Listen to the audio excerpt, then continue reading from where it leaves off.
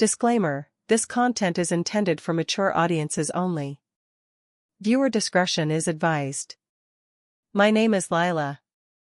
I'm 34. And I feel like a ghost in my own relationship. Not the tragic, moaning kind. More like the quiet presence in the room, there, but fading. Transparent. I've never said this out loud, not even to my best friend, but sometimes I think telling Eli about my past was the biggest mistake I ever made. Not because I'm ashamed. God, no. I've never once regretted my life, my choices, my lovers. But I regret what it did to us. Or rather, what it did to him. We used to be the kind of couple that made people uncomfortable at dinner parties, always touching, stealing glances, finding ways to brush knees under tables like teenagers who didn't care about social norms. Eli used to pull me into his lap on the couch like I weighed nothing, like he couldn't bear to sit near me without touching me. It wasn't just sex, though the sex was good. Electric. But what I loved most was how safe I felt with him.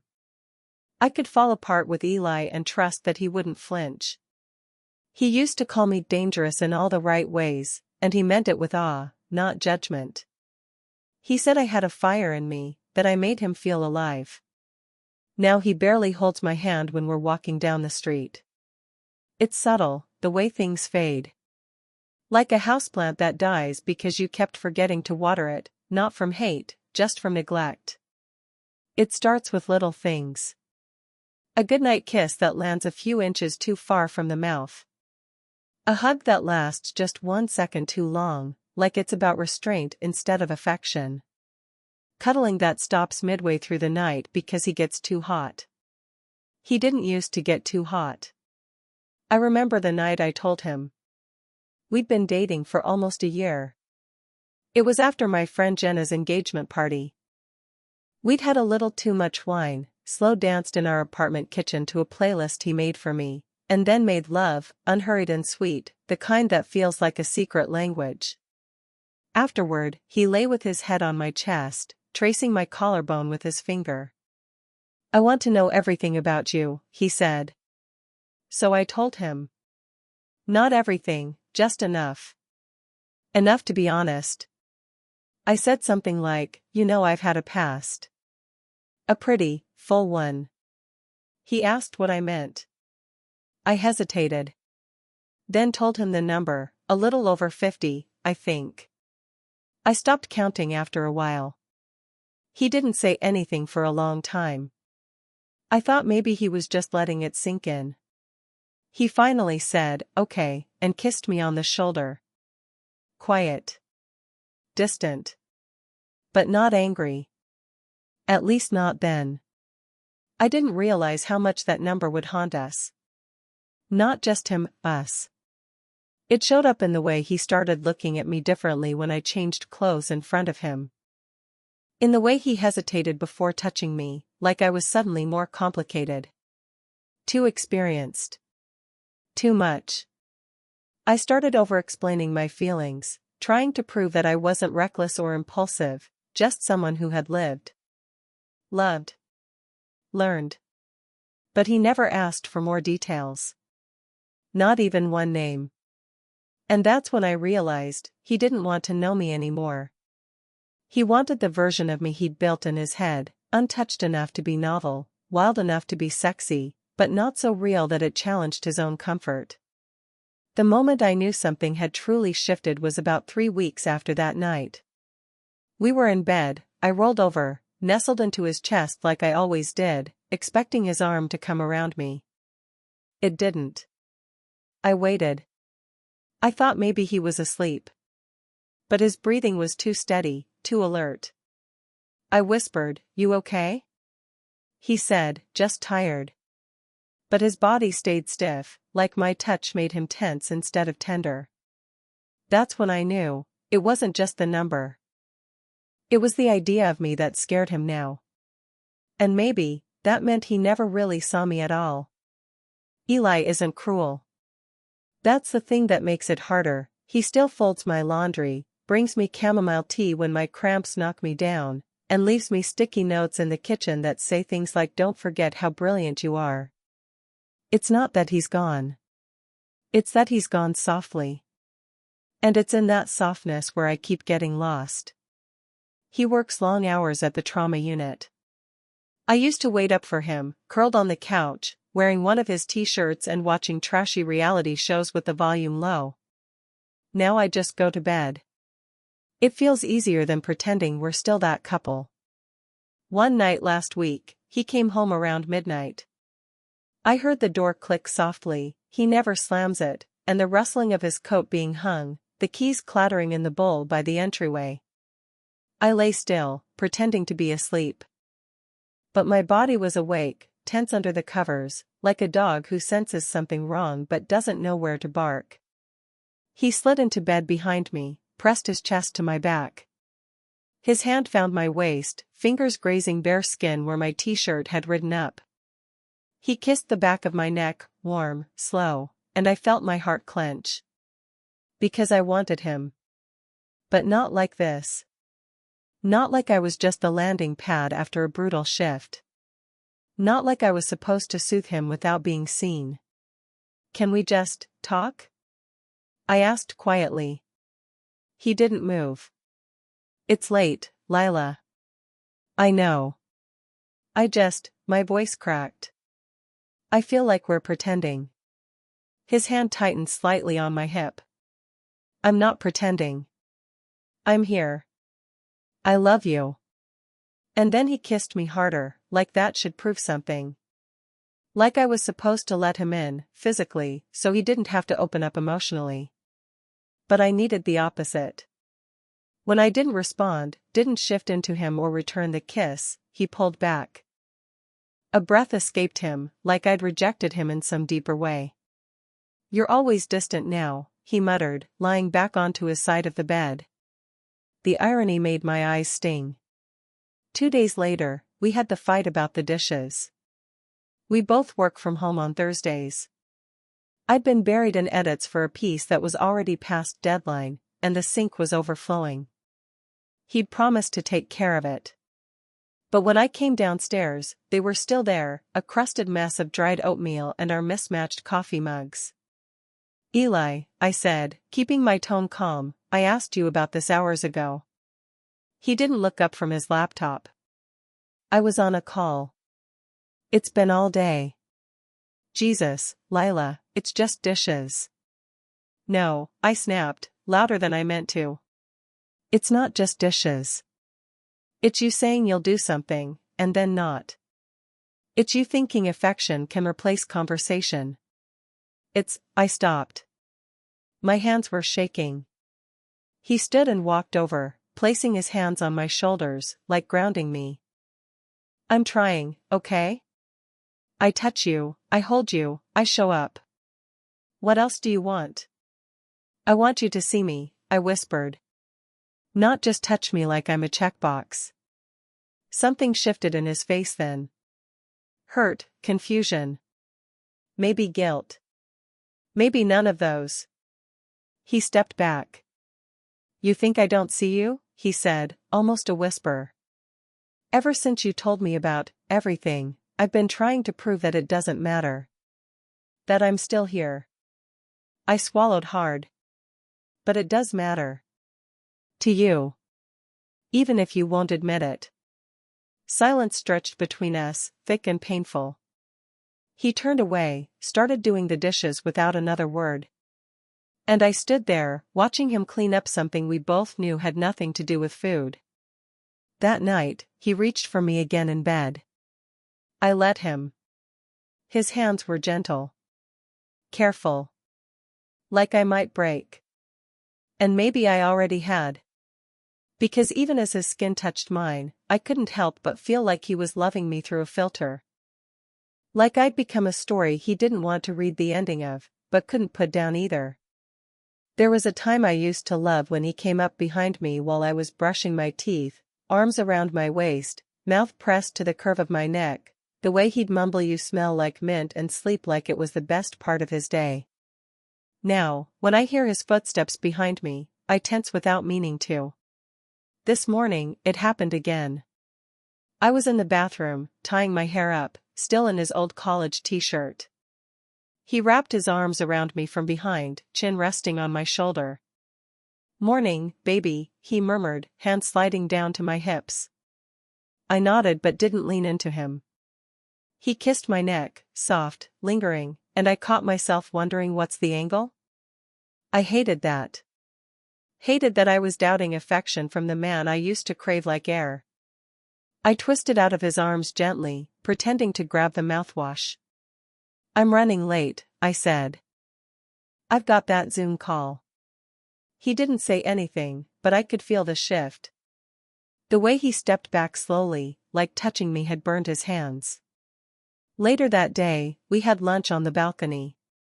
He brought me a sandwich the way I like it, no tomatoes, crusts cut off, like I'm 5 years old.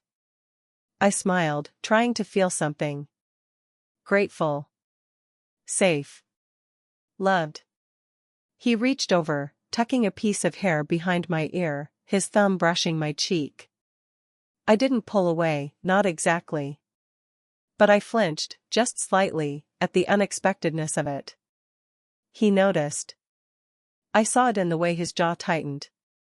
"Lila," he said gently, "are we okay?" I looked down at my plate. "Yeah. I'm just tired." "You're always tired lately," he said. Not accusing. Just honest. I wanted to scream, because I'm carrying this silence around like a second skin. But instead, I just nodded. That night, in bed, he tried again. His hand slid under my shirt, fingers cool against my stomach. I didn't stop him. I didn't help him either. He kissed me, slowly at first. Familiar.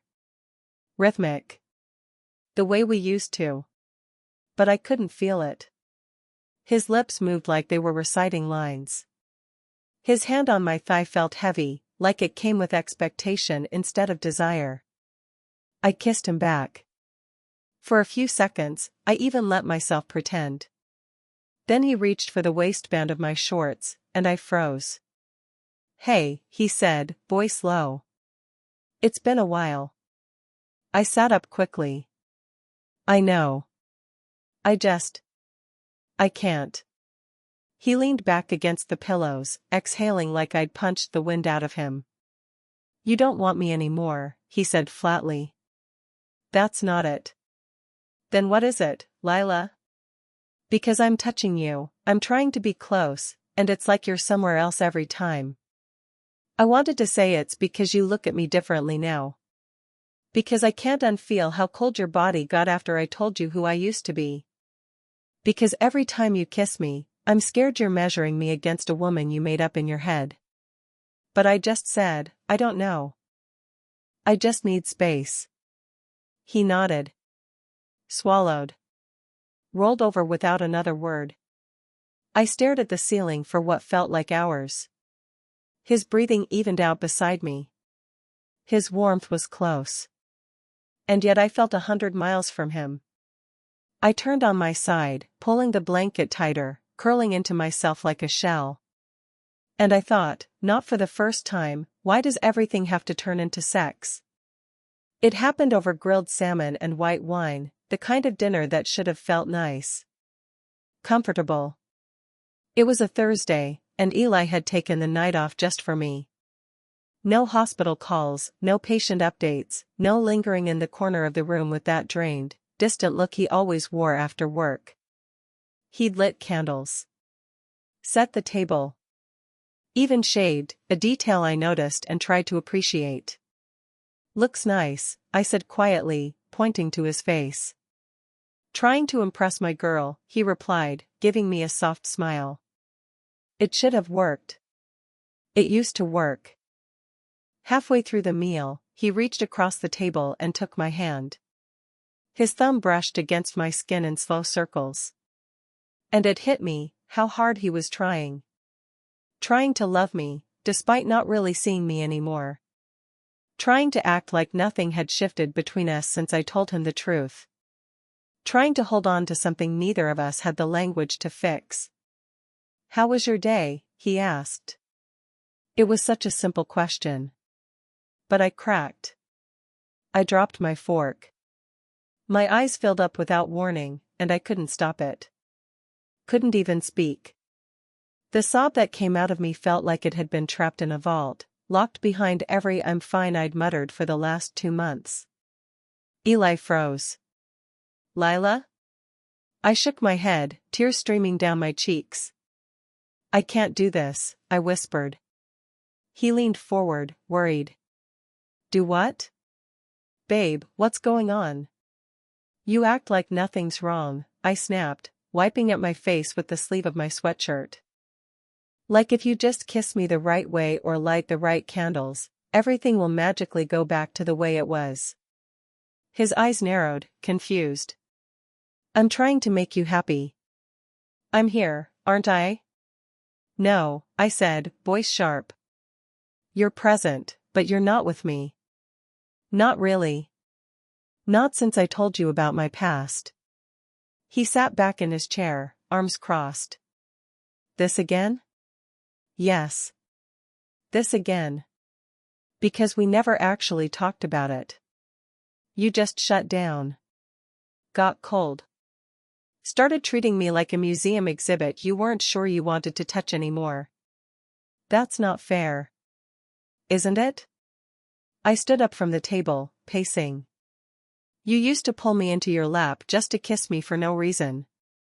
Now I get a tap on the ass when I pass by, like I'm a habit you're trying to keep alive. His voice rose. What do you want from me, Lila? Huh? I didn't yell, I didn't slut-shame you, I didn't even ask for details. I've done everything I could to prove it didn't change how I feel about you. But it did. I shouted. You changed. You stopped cuddling me. You stopped looking at me like I was special. And now every time you touch me, I feel like you're just trying to prove a point, like I'm a test you're trying not to fail. Silence. Just our breathing and the low crackle of the candle wick. I didn't think it would matter that much to you, I said, lower now. But I can feel it. Every time we're close. You hold me like I'm a memory you don't want, like you're trying to overwrite something. He stared at me for a long time, his face unreadable. Then he stood. I'm gonna take a walk. And just like that, he left. No hug. No goodbye. The front door clicked shut like a final period on the fight neither of us knew we'd started writing months ago. Afterward, I sat back down at the table. The food had gone cold. The wine tasted sharp. I picked up my fork out of reflex and then set it down again. I didn't know what I wanted, forgiveness, maybe. Or closeness. Or just to be known. I stared at my plate and thought about how sex used to feel like intimacy. How his hands used to feel like home. Now, even his tenderness felt calculated, like he was trying to balance a scale I never asked him to weigh. And beneath all the guilt and shame, one thought surfaced again, louder this time: why does everything have to turn into sex? It's been 12 days since that night. 12 days of quiet mornings and quieter nights. We still share a space, the bed, the kitchen, the silence. But everything between us has thinned. Like the connective tissue that used to hold us together got stretched too far, and now we're just two people circling around each other with too much history to leave and too little comfort to stay. He doesn't slam doors. He doesn't raise his voice. Eli has always been gentle in his sadness, and somehow that makes it worse. I watch him more now. The way he stares too long at the coffee brewing. The way he scrolls through his phone but doesn't seem to read anything. He's quieter when he comes home, like the space between us has become something he doesn't want to disturb. He still folds my laundry. Still washes the mugs. Still leaves the bathroom light on for me because I always forget to bring my glasses at night. But we don't touch anymore. And I miss him with a kind of ache I don't know how to name. Not the kind of missing you feel when someone is gone. The kind that comes when someone is almost there, When they sit across the dinner table from you and nod at the right parts of conversation, but you can feel the door inside them locked tight. Last night, I caught him looking at me when he thought I wasn't paying attention. I don't know what he saw. But I know what I saw: exhaustion, hurt, maybe something like regret. Not for loving me, but for not knowing how to anymore. I keep replaying everything in my head. That moment I told him, sitting on the edge of the bed, voice shaking, wanting to be fully known, and the way he just sat there, stunned. He didn't get angry. He didn't judge me out loud. But something pulled back in him, quietly, like a curtain drawn across a window. And I think we both pretended not to see it. I thought honesty would bring us closer. Instead, it feels like I handed him a version of me he didn't know how to hold. And maybe that's not his fault. Maybe he loved the idea of me, a clean slate, a small past, simple stories. Maybe I shattered that. And still, he stayed. Physically. Lovingly, even, at first. But something inside us unraveled. I tried to rewrite it with sex I didn't want, with silence I hoped he'd understand. And he tried to touch his way back to something I needed him to say. We both kept reaching, but never for the same thing. I miss the man who used to trace circles on my back while I fell asleep. The one who would tuck a flower in my hair just to make me laugh. I miss the warmth of him. The safety of him. And I think he misses me too. But now there's all this space between us. Space filled with everything we haven't said. And I don't know how to reach across it. Tonight, I watched him as he sat on the couch, the TV playing something neither of us were really watching. He looked tired. Like someone holding something heavy he couldn't name. I wanted to reach out, just touch his arm, lean my head on his shoulder. But my hand stayed in my lap. The moment passed. And maybe that's the problem. Maybe we've let too many moments pass. So I sit here now, alone in the dark kitchen, tea going cold beside me. Wondering, do I still want this? Do I want to keep trying, to have the hard conversations, to rebuild the kind of intimacy that isn't just about the body, but the being? Or do I walk away, before we turn into something neither of us recognizes? I don't know yet. But I think I want to know. I finally asked if we could talk. It was a Sunday afternoon. The light was soft, slanting through the windows in that quiet way it does before dusk. Eli was folding laundry, t-shirts, and socks moving through his hands like muscle memory. I stood there watching him for a second too long. I need to say something, I said. He looked up, guarded but open. Always open, just a little too late. I sat on the edge of the bed. I miss you, I said. Not just physically. I miss being allowed to feel close to you. He nodded. His jaw clenched. Then softened.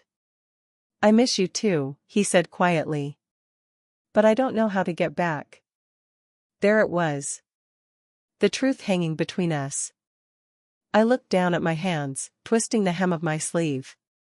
When I told you about my past, I wasn't trying to shock you. I wanted to be known. Fully. I thought you could handle it.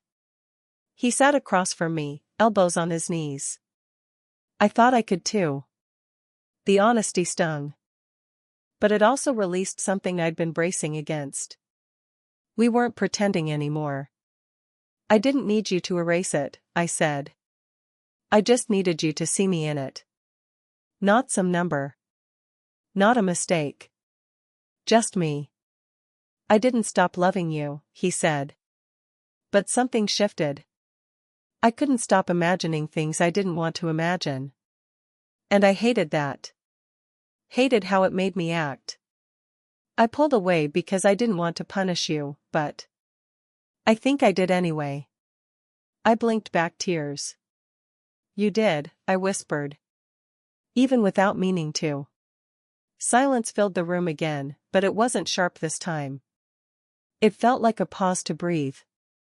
He reached over, slowly, and placed his hand on mine. I didn't flinch. We sat like that for a while.